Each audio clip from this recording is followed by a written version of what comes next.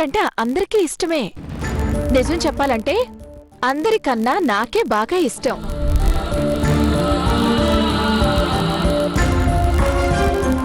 మరంత ఇష్టమైతే మా కోసం ఏం చేశారు?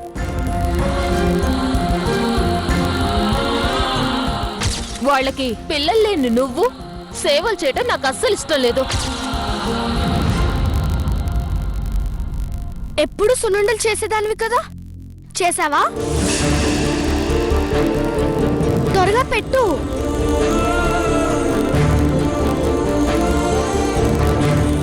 మాకు సున్నుండంటే ఎంత ఇష్టమో నీకు తెలుసు కదా.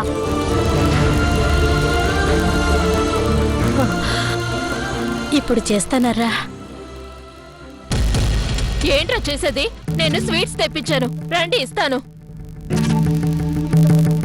మాకు అవేమొద్దు. అమ్మమ్మ అయితే బాగా చేస్తుంది. వద్దు అని చెప్పానా? నోరు మూసుకొని పదండి. పిల్లల్ని కసరకక్క, అవన్నీ నాకు తెలుసులేవే. ఏయ్, మీరు పదండి. మేము రావు. మీరు మాటలతో చెప్తే వినర్రా. పదండి. ఆగక్క. రాగిణి, అక్క ఆగవే. ఏంటక్క ఇది? మీరు ఉండండి అక్క, మీకేం తెలీదు. వీళ్ళని రాగిణి అక్క పిల్లలేంటక్క, వాళ్ళని వెనకు. మీకు తెలీదు, మీరు ఊరుకోండి. వాళ్ళని వెనకదే. రాగిణి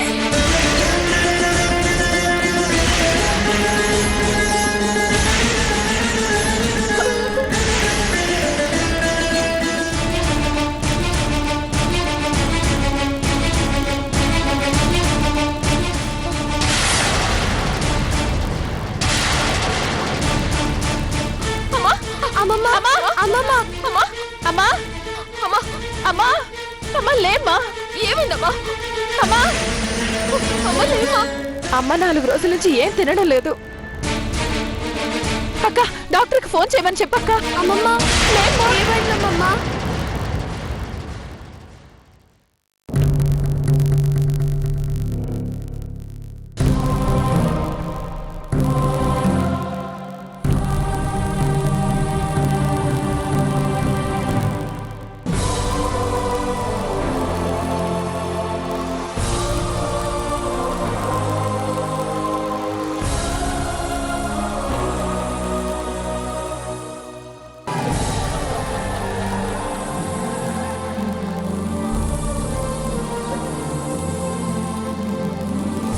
ఆమె చాలా నీరసంగా ఉంది.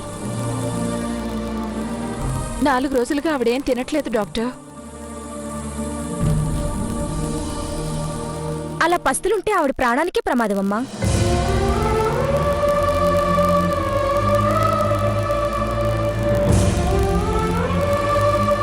కాసేపటి తర్వాత లేస్తారు, ఏదో ఒకటి తినిపించండి. అలాగే డాక్టర్.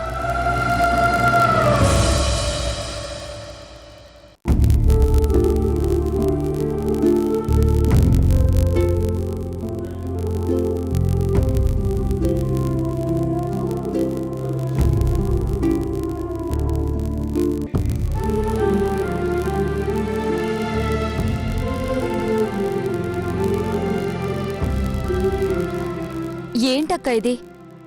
అమ్మ ఏదో బాధలో అలా అనుంటుంది. కనీసం మీరైనా నచ్చ చెప్పుండొచ్చు కదా. నేను చాలాసార్లు చెప్పాను ఇందు. ఇన్నేళ్ళు మీ నాన్నతో కాపురం చేసిందిగా, వాడు మొండితనమే దీనికి వచ్చింది. పంతం అని ఊరుకుంటే ప్రాణం పోయేలా ఉంది. ఇది భలే ఉందే, చేసిందంత చేసింది మీరు. ఇప్పుడు అమ్మకి పరిస్థితి వచ్చిందంటే దానికి కారణం ఎవరు? మీరు కదా. ఆ రోజు అక్కేం చేయలేదు. అమ్మ వచ్చే భోజనం తీసుకెళ్ళింది. నువ్వు ఊరుకోవే. పెళ్లికి ఎలక్ సాక్ష్యం అంటే ఇదేనేమో. వీళ్ళేం చేయకపోతే అమ్మ పనిచేస్తుందా?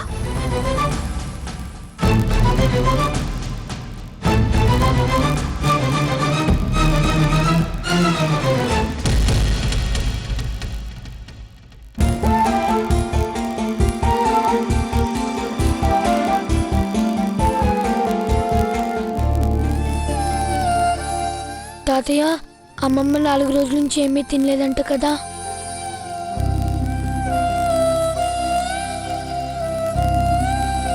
అలాగే తినకపోతే చచ్చిపోతుందంట కదా.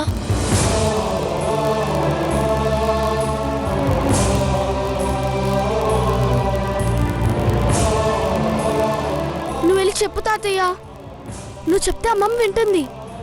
వెళ్ళు తాతయ్య, వెళ్ళు తాతయ్య, ప్లీజ్ తాతయ్య, వెళ్ళు తాతయ్య. తాతయ్యని అలా విసిగించకండి. అక్కడ అమ్మమ్మకి అలా ఉంది. పెద్దవాళ్ళని అలా విసిగించకూడదమ్మా.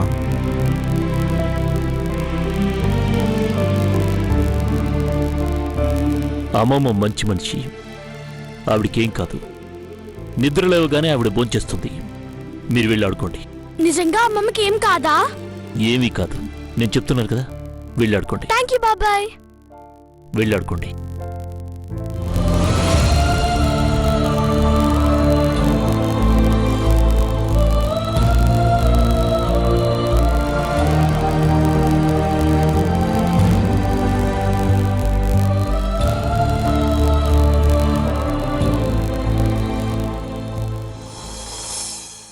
వాళ్ళు పిల్లలు కాబట్టి అమ్మ అన్నం తింటుందంటే నమ్మారు. కానీ నేను నమ్మలేను కదా. అమ్మ చాలా పట్టుదల గల మనిషి. ఎవరెన్ని చెప్పినా భోజనం చేయదు. అమ్మ చూస్తుంటే భయం వేస్తుంది. అప్పుడంటే కాపాడాం, ఇప్పుడు కాపాడలేం బావా. నువ్వే ఏదో ఒకటి చేయాలి బావా. ఎలాగైనా అమ్మని కాపాడుకోవాలి. అదే ఆలోచిస్తున్నాను. ఆవిడికి ఏదైనా అయితే ఆ దేవుడే కాదు, మన అంతరాత్మ కూడా మనల్ని క్షమించదు.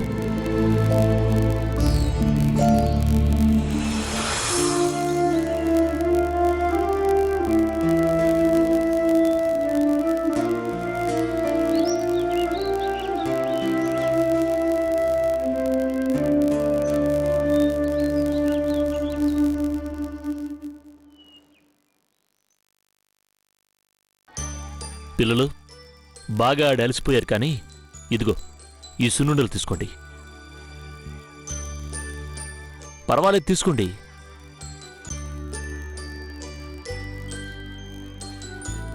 Okay, enjoy.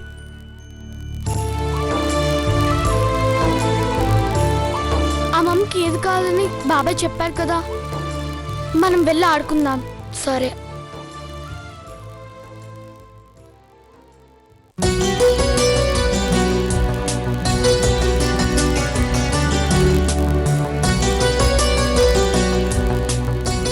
మేము కూడా మీతో ఆడుకోవచ్చా? అలాగే.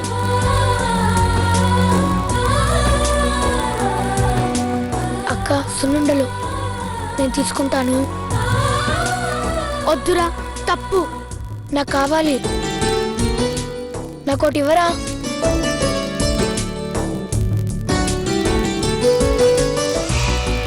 మాకు సున్నుండంటే ఎంత ఇష్టమో నీకు తెలుసు కదా.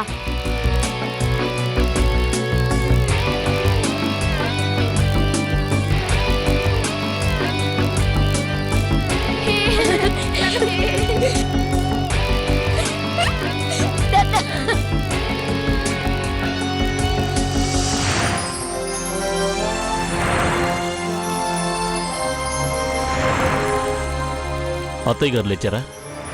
ఇంకా లేదు బావా. మీ అక్కయ్య పిల్లలు బాగా పెరిగారు. వాళ్ళకి ఎలాంటి తారతమ్యాలు లేవు. అక్కడ పనివాళ్ల పిల్లలతో కలిసి బాగా ఆడుకుంటున్నారు.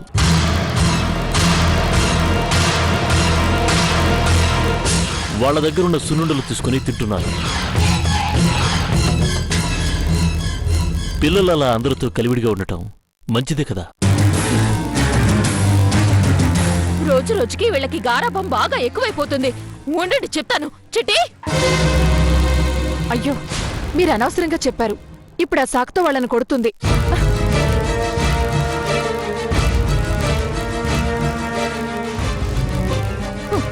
చిట్టి, ఇలారా. మీకు అసలు బుద్ధుందా? ఏం ఆడుతున్నారు? ఏం తింటున్నారు? ఛీ! పదండి, పదండి లోపలికి. నువ్వు వదులు, నడవండి.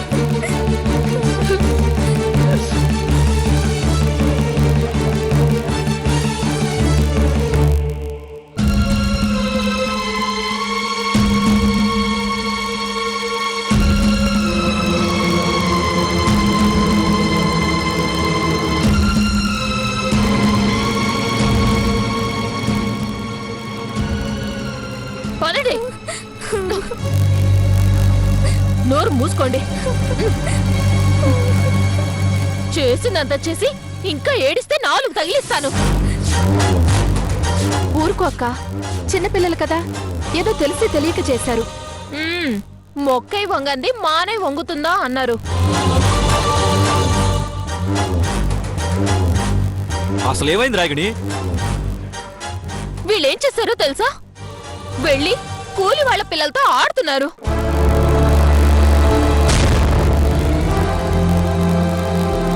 అంతేకాదు, వాళ్ళు పెట్టిన తిండి తింటున్నారు. రేయ్, ఇంకెప్పుడు అలా చేయకండి. మహేంద్ర, వాళ్ళకు అర్థమయ్యేలా చెప్తే వాళ్ళే వింటారయ్యా. రాగిణి, మాటి మాటికి వాళ్ళని ఏడిపించకు.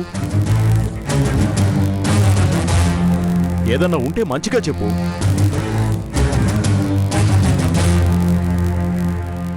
నువ్వేం చేసావని ఊరికి కొట్టావు? ఏయ్, వాళ్ళు మన దగ్గర పనిచేస్తున్న కూలి వాళ్ళు.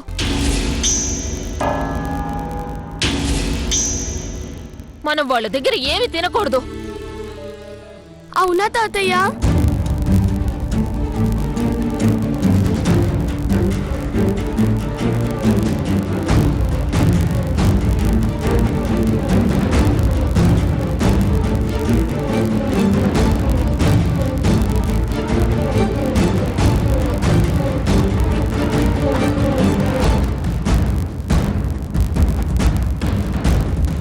మనం వాళ్ళ దగ్గర ఏమి తినకూడదు. అవునా తాతయ్య?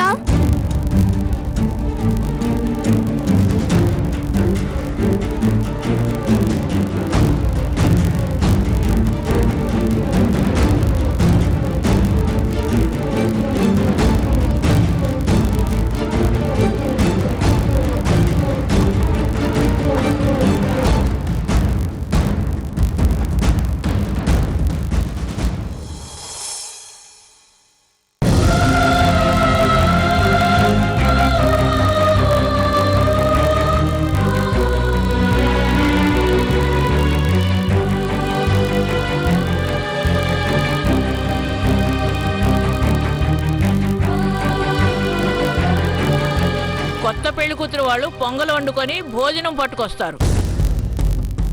ప్రతి సంవత్సరం లాగే జయంతి, నువ్వే ఇంట్లో వండి తీసుకురా. మావయ్య గారు చెప్పారు కదా, ఇక నుంచి ఆయన చెప్పినట్టు బుద్ధిగా వినండి.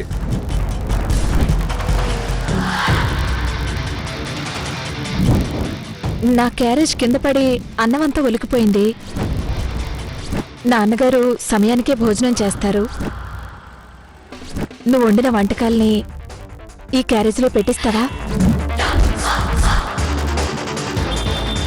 అదేంటమ్మమ్మా, ఈ ఇంట్లో ఇలాంటి ఆచారాలు కూడా ఉన్నాయా?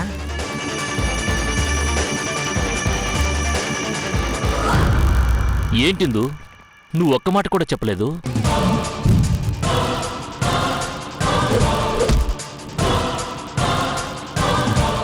ఇందు, మావయ్య గారు షుగర్ పేషెంట్ కదా?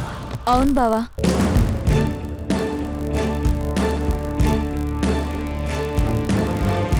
ఆయన సమయానికి భోంచేయాలి కదా? ఇందులో అనుమానం ఏముంది? షుగర్ ఉందని కాదు గాని నా కొడుక్కి చిన్నప్పటి నుంచి వేళ పట్టిన భోజనం చేయడం అలవాటు.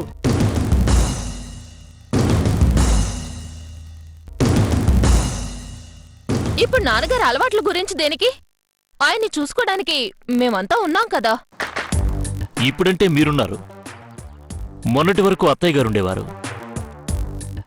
ఆవిడ మా భోజనం ఎందుకు తీసుకెళ్ళిందో నాకు అర్థం కాలేదు.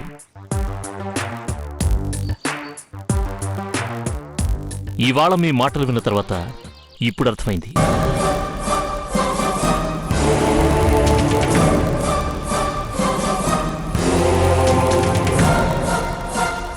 దీనికి అత్తయ్య గారు భోజనం తీసుకెళ్ళడానికి సంబంధం ఏంటి? చాలా ఉంది.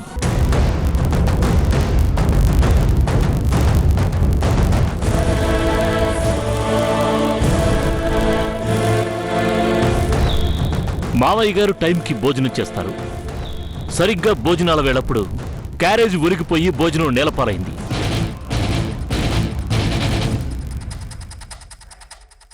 మళ్ళీ ఇంటికొచ్చి వండేంత టైం లేదు. పోనీ ఇంటి దగ్గరికి వెళ్ళి భోజనం తీసుకొద్దామంటే అక్కడ ఉన్నది అంతా పనివాళ్ళు.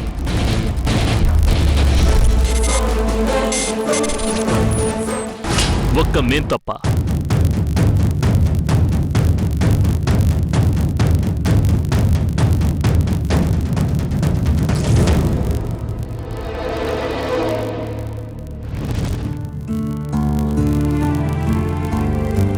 పనివాళ్లు భోజనం తీసుకెళ్తే మావయ్య గారు తినరు.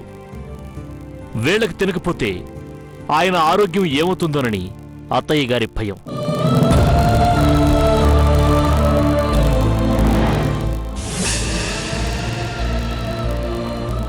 అందుకే కూతురు నిన్న భోజనం తీసుకెళ్ళింది. ప్రతి సంవత్సరంలాగే జయంతి నువ్వే ఇంట్లో వండి తీసుకురా.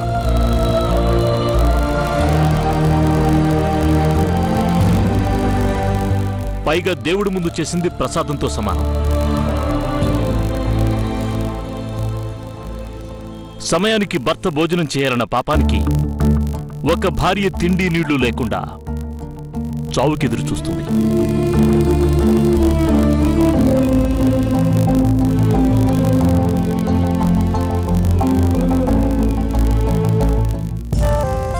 అంత మంచి భార్యను పొగడకపోయినా పర్వాలేదు కానీ శిక్షించారు ఇంట్లో.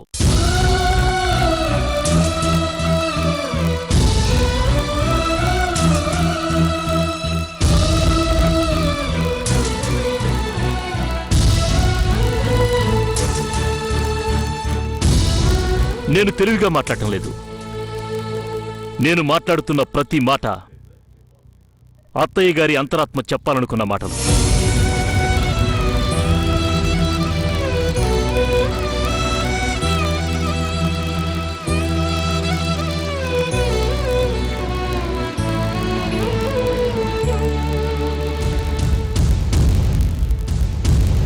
ఇదే మావయ్య జరిగింది.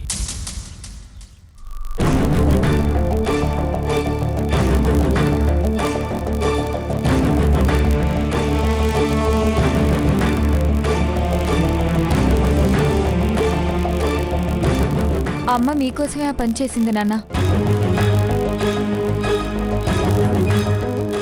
నాన్నగారు, ఇన్నేళ్లుగా మీ మాట జవదాటని అమ్మా ఒక్కసారి అలా చేసింది అంటే కారణం ఇదే అయి ఉంటుంది నాన్న.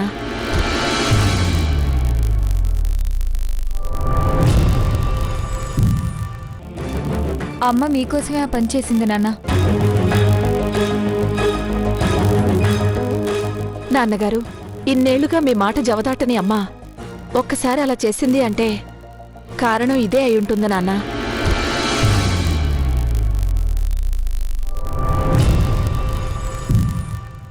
ఆయన చెయ్యి పట్టుకుని ఈ ఇంటికొచ్చాను. ప్రతి క్షణం మీ నాన్నగారి గురించి ఆలోచించేదాన్ని. అసలు ఆయనకు సేవ చేయడం తప్ప నాకింకో పని వచ్చిన విషయం కూడా నాకు తెలియలేదే.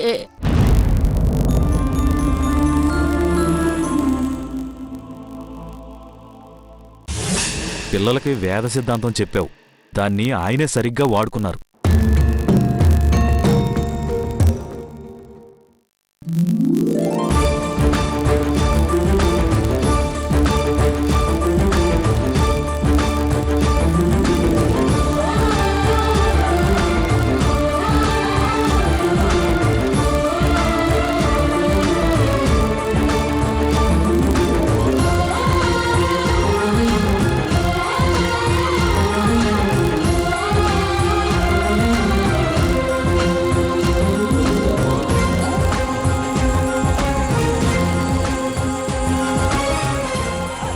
నన్ను వడ్డించమంటావా నాన్నా?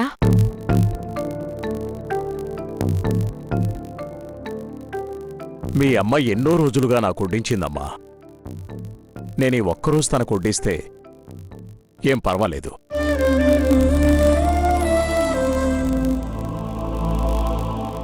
అమ్మని క్షమించావా నాన్న?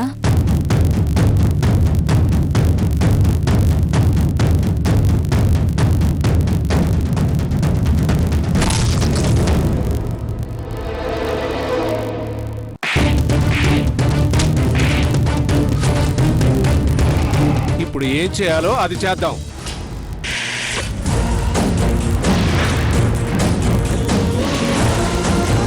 ఇందుని కొట్టడం తప్పు కదా?